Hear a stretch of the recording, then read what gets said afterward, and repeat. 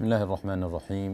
الحمد لله رب العالمين، والصلاة والسلام على أشرف الأنبياء والمرسلين نبينا محمد بن عبد الله وعلى آله وصحبه أجمعين. أما بعد،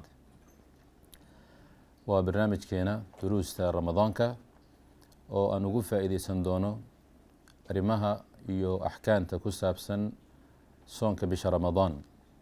Allah tabaaraka wa tacaala wuxuu farad yeelay soonka bisha Ramadaan, wuxuuna u farad yeelay si adoomadiisa Allah tabaaraka wa tacaala ay ugu dhowaadaan oo markaasi looga helo taqwada iyo alla ka cabsiga.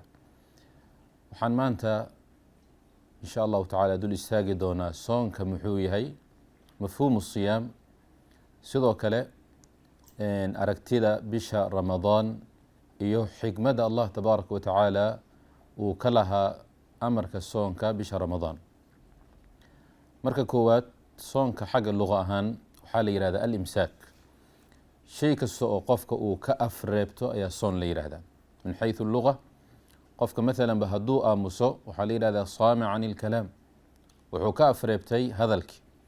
sidoo kale hadduu dhaqdhaqaaqa iyo taxaruga uu markaasi uu ka istaagana waxaa la yidhahdaa saami can الtaxarug. qur-aanka kariimka waxaa ku soo arooray qisatu maryam binti cumraan, markii Allah tabaaraka wa tacaala uu faray markay reerkeedu soo gadoonto inaysan la hadlin oo ay aamusnaato, ayaa waxay tihi innii nadartu lilraxmaani sawma. Allah ayaan waxaan u nadiray inaan aamusnaado. soonkaasi ayay qeexday oo waxay tihi falan ukalima alyawma insiya. maanta markaasi lama hadli doono qof ibni aadana. marka soonka xagga luqadda carabiga waxa weeyaan wax kasta oo laga joogsado oo laga istaago ayaa asiyaam ama sawm la yidhaahdaa. dhinaca istilaaxa, culimmadu waxay ku qeexaan soonka inuu yahay cibaada tutaqarabu ila allahi rabbi alcaalamiin. waa cibaado Allah tabaaraka wa tacaala loogu dhowaado, cibaadadaasoo markaasi xambaaraysa qofka ku kalifaya in uu afreebto bilimsaaki can jamiici almufatiraat. qofkaasi wuxuu ka istaagayaa dhammaan waxyaabaha wax afuriya, asigoo ka fogaanayo ayuu cibaadadaasi uu la yimaadaa. waqti muxadad ayay leedahay, waa min tuluuci alfajri alsaadiq ilaa guruubi الshams. tuluuci alfajri saadiq, fajarka labaad ee saadiqa arlowga ah, marka uu dhasho ilaa laga soo gaaro yani guruubi الshams, qoraxda ama cadceeda marka ay dhacayso. arrimahaasi qofka markuu la yimaado ayaa waxaa la yidhahda qofkan waa soomay. soonka waxaa la fard yeelay sanadkii labaad ee hijradii nabiga salawaatu rabbi wasalaamuhu calayh. nabiga markuu madiinat almunawara usoo hijrooday sanadkii labaad ayaa la fard yeelay. nabigana salawaatu rabbi wasalaamuhu calayhi wuxuu soomay oo ummadiisa iyo saxaabadiisa markaasi uu la soomay 9 soon ayuu nabiga uu la soomay maca saxaabati alkiraam. Allah tabaaraka wa tacaala wuxuu markaasi uu nafaraya soonkaasi in lagu dadaalo oo markaasi qofka in badan oo badan inuu soonka u ihtimaamo uu daneeyo. maxaa yeelay ilaahay tabaaraka wa tacaala soonkan shanigeeda aad u weyneeyey. waxaana sharaf soonka ugu filan ilaahay inuu asigu isku idaafeeyey oo marka uu yidhi asawmu lii wa ana ajzi bihi. soonka anigaa iska leh, anigaana abaalgudaya. qofna markaasi ma yaqaano abaalgudka weyn ee Allah tabaaraka wa tacaala uu soonka markaasi u diyaariyey. sidoo kale waxaan dul istaagi doonaa aragtida iyo bisha Ramadaan. ru'yatu hilaali Ramadaan waxaa lagu qeexaa ama markaasi lagu sugaa ama ay ku sugnaataa 2 arrin. bisha Ramadaan aragtideeda waxay ku sugnaanaysaa ama soonkeeda waxay ku sugnaanaysaa 2 arrin. midda koowaad waa in markaasi ay dhammaystiranto bishii ka horeysa ee Shacbaan, yani ikmaalu Shacbaana 30 yowman. Shacbaan in 30 maalin lagu xiro oo lagu dhammaystiro ayaa waxaa sugnaanaya maalinka ku xiga Ramadaan markaasi in la bilaabo oo la soomo, iyadoo markaasi cidna aanan la weydiineynin bishii iyo in la arkay iyo arrin kale. marba haddii Shacbaan 30 maalin la soomo, maalinka ku xiga waa maalinka ugu horeeyo ee bisha Ramadaan. wuxuu kaloo ku sugnaadaa bisha Ramadaan soonkiisa wuxuu kaloo ku sugnaanayaa aragtida bisha, yani bisha in la arko ayuu ku sugnaanaya habeenka 30aad ee bisha Shacbaan ka mid ah. haddii markaasi qof uu yiraahdo bisha aniga ayaa arkay, waxaa waajibaya dadka inay soomaan ayaa waajibaya. aragtidaasi maxaa ku filan cadadka, yani rijaalka ama markhaatiyaalka ku filan jumhuur ulculamaa waxay qabaan inuu ku filan yahay yacni shahaadatu cadlin rajulin waaxid, qof keliya oo nin rag ah aragtidiisa iyo markhaati furkiisa ayaa arrinkaasi ku filan, waana sida ay qabaan jumhuuru ahli lcilmi, arrinkaasi ayay qabaan.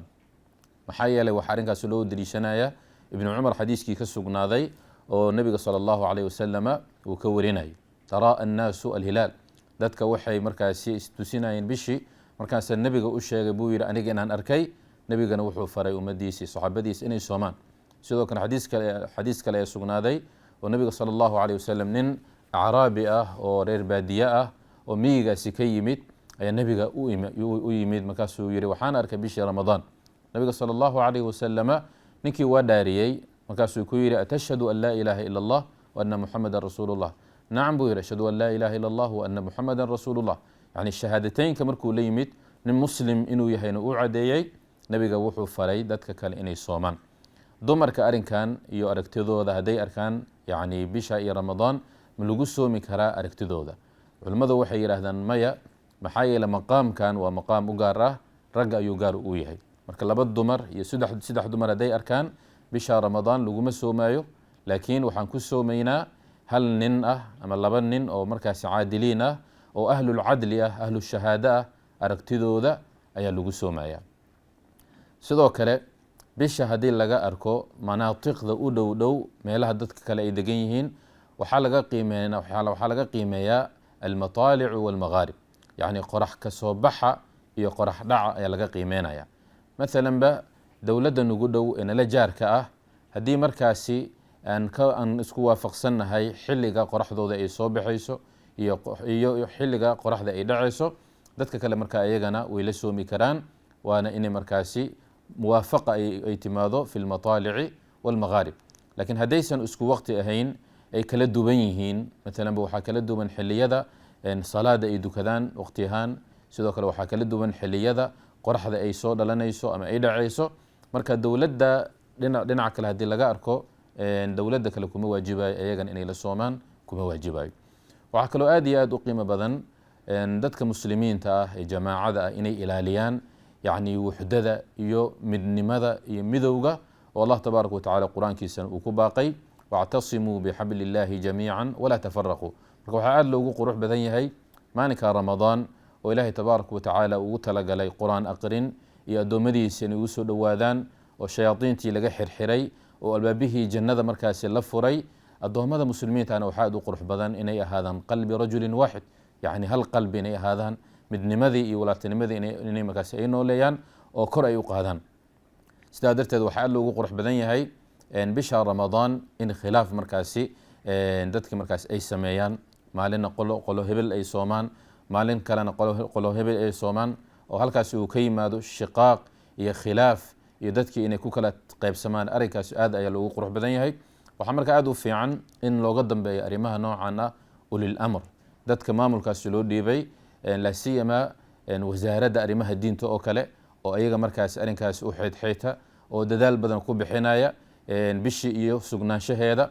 marka hadday iclaamiyaan maalinka beri inuu soon uu yahay, dadka jamaacada muslimiinta dhammaantood waxaa aad u qurux badan in markaasi halkaa maalin ay wada soomaan, oo hal maalinna markaasi ay wada afuraan oo wada ciidaan, iyadoo markaasi la ilaalinayo jamaacadii iyo wuxdadii iyo midnimada ayaa aad markaasi u qiimo badan.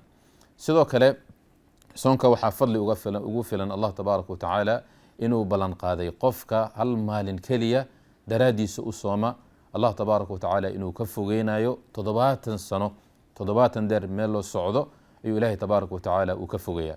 sidoo kale dadka saa'imiinta ilaahay tabaaraka watacaala wuxuu u sameeyey yani meel gaar ah oo jannada markaasi iyo albaab gaara ay ka galayaan, baabu rayaan baabkaasi la yiraahdo ayagu u gaar yahay.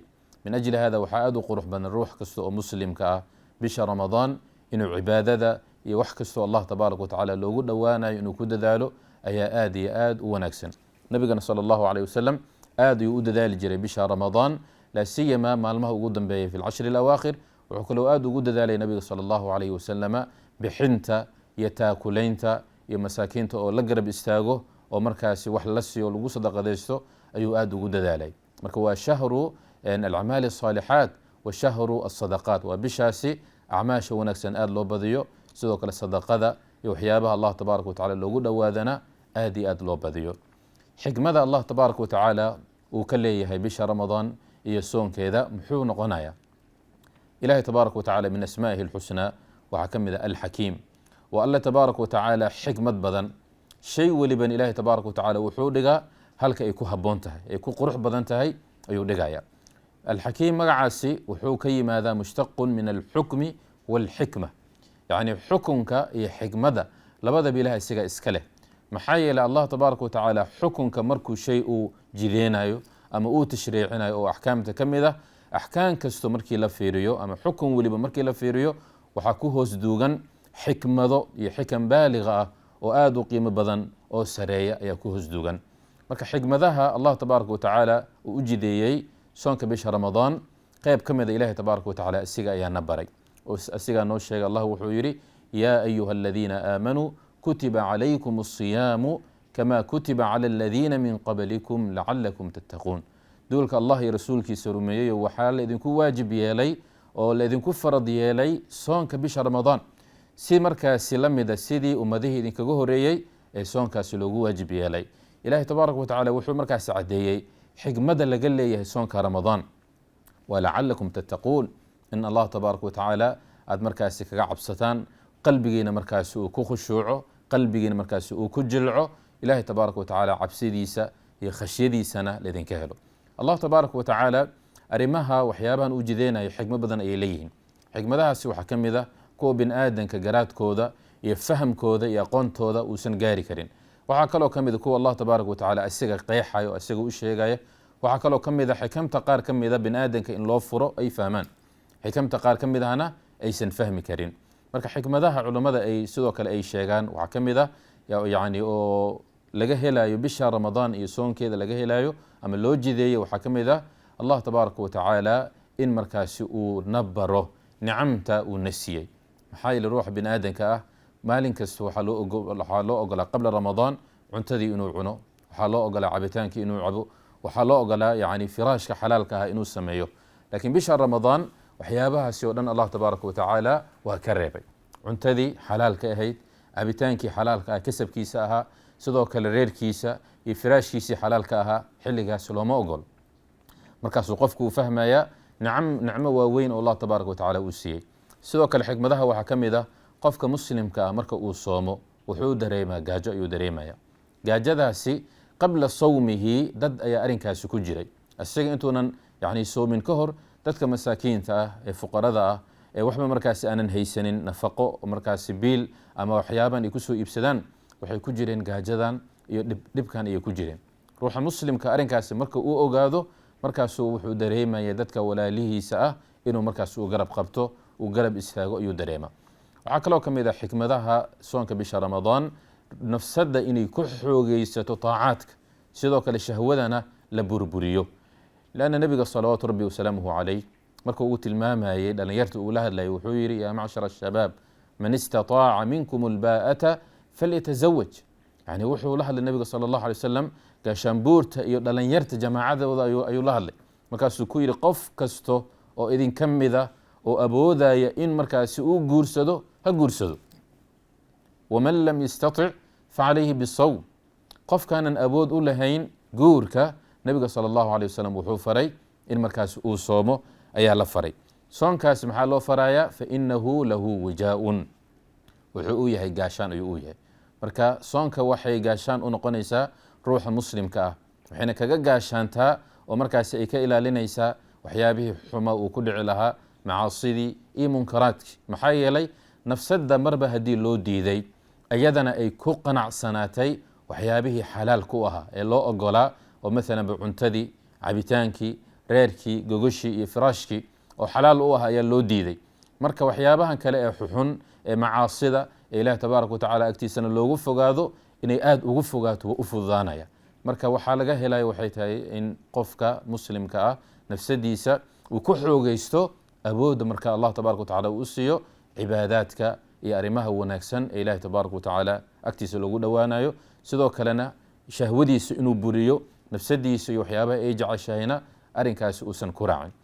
xikmadaha kale ee allah tabaaraka watacaala soonka uu u jideeyey waxaa ka mid ah dadka markaasi inay ahaadaan kuwa mar waliba Allah tabaaraka wa tacaala taqwa iyo alla ka cabsi qalbigooda laga helo waana xigmada ugu weyn ilaahay tabaaraka wa tacaala arrinkaasi uu ku cadeeyey quraankiisa kariimka maxaa yeelay ruuxa marka uu noqdo ruux saa'im ah oo wax kasta oo marka xalaal u ahaana ka soomay sidoo kale waxyaabihii kale ilaahay tabaaraka wa tacaala carigelinayay macaasida ahaa xumaana uu ka soomo uu ka fogaado qalbigiisa waxaa yimaada alla ka cabsi qofka markuu helana alla ka cabsi ilaahay tabaaraka wa tacaala wuxuu u furaa wadooyin badan ayaa loo furaa waman yattaqi illaaha yajcal lahu makhrajan wayarzuquhu min xayثu laa yaxtasib waman yatawakal cala allahi fahuwa xasbu arrimahaas qof marka muxuu ku helay wuxuu ku helayaa alla ka cabsiga alla ka cabsigaasi ayaa marka muhiima ruuxa muslimka marka waxaa aada u qiimo badan bisha ramadaan bilowgeeda iyo maalmaha soconaya inuu sameeyo muwaasana iyo muxaasaba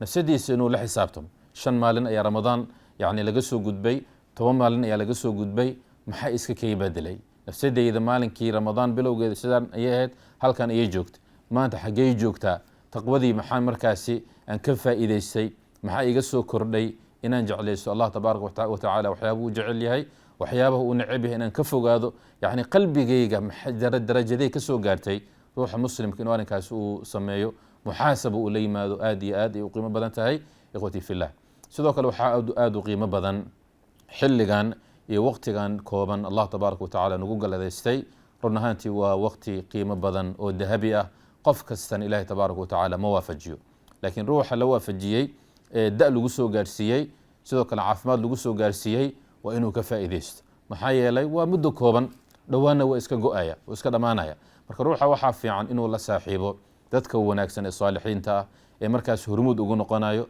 salaadii iyo jamaacada iyo salaada taraawiixda iyo arrimaha wanaagsan si marka maalinka qiyaamo uusan u qoomamaynin markuu arko dadkii sabray bisha ramadaan ee taraawiixii u istaagay sidoo kale tahajudkii u istaagay quraan aqrintii faraha badneed u istaagtay markuu arko iyagoo guulaystay oo markaasi wejigooda nuuraya maalinka qiyaamo inuusan markaasi cidiyihiisa iyo gacmihiisa uusan qaniinino uusan ka qoomamaynin waa isagana uu yidhaahdo walla anigana maalinkaasi waa sabray waa dulqaatay ilaahina tabaaraka wa tacaala maanta waxa weeyaan wuxuu ugu abaalguday shay wanaagsan maxaa yeele Allah tabaaraka wa tacaala markuu ka hadlayay dadka ahlu naarta fi suurati al-inshiqaaq ilaahi tabaaraka wa tacaala wuxuu noo sheegay sababta ay naarta ay ku galeen sababta naarta ay ku galeenna ilaahi tabaaraka wa tacaala wuxuu ku qeexay innahu kaana fi ahlihi masruuran innahu dhanna an lan yaxuur waxay ahaayeen kuwa reerkooda iyo ehelkooda markay dhex joogaan yacni farxad la geliyey waa la farxad geliyey dad markaasi qooqay oo kibray oo iska farxadeysan